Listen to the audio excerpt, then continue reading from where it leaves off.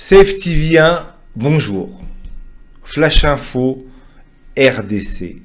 L'évêque Pascal Moukouna, envoyé à la prison de Makala.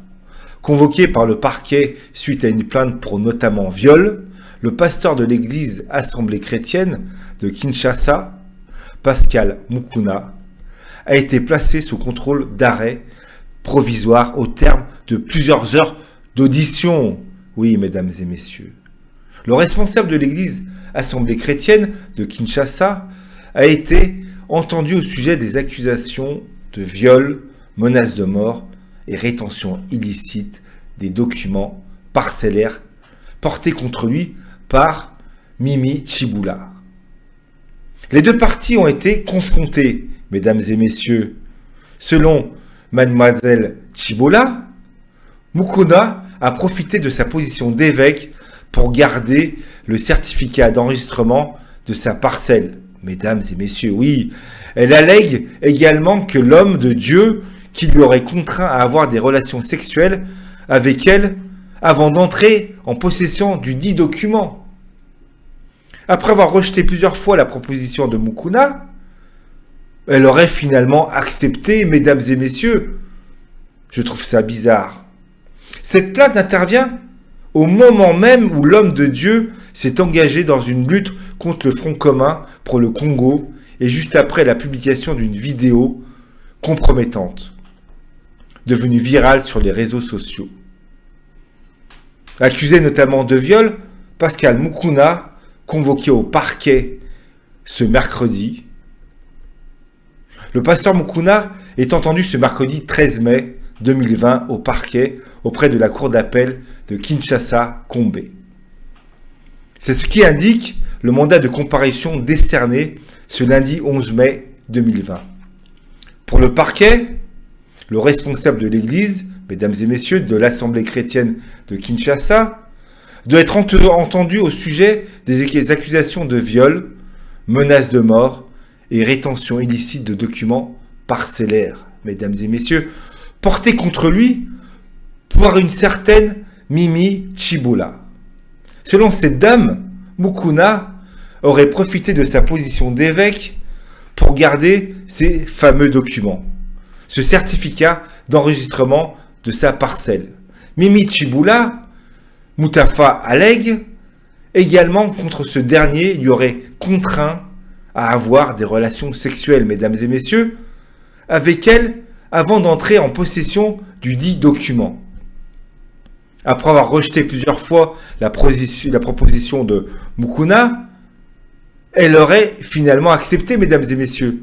Mais comment croire cette femme, mesdames et messieurs? Comment croire cette femme? Elle accuse le pasteur Moukouna de viol, alors qu'elle aurait accepté des relations avec lui. Pourquoi elle a dit non au début et finalement oui?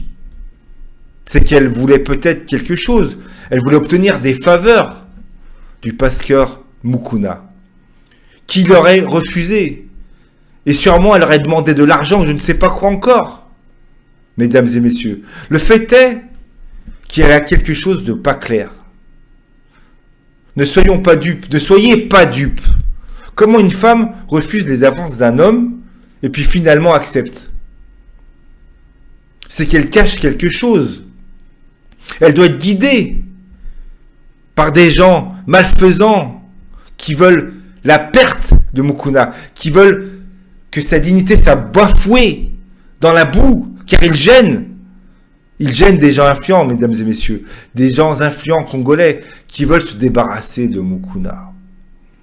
Étant donné que cette fameuse vidéo qu'elle prétend être agressée par le pasteur Moukouna est fausse, cette vidéo a été envoyée à JK Prod, une société spécialiste des montages vidéo et des effets spéciaux, a confirmé que ce n'était pas authentique. Elle était truquée. Ce sont peut-être les mêmes gens qui ont demandé à Mimi Tchiboula de porter ces accusations contre le pasteur Moukouna pour le faire taire, car il dérange, mesdames et messieurs. Le procureur général, près de la cour d'appel, a convoqué le pasteur Moukouna. Il vient d'arriver au palais de justice ce mercredi 13 mai à midi. le pasteur responsable de l'Assemblée chrétienne de Kinshasa, est arrivé aux côtés de ses avocats pour répondre de la convocation de justice congolaise.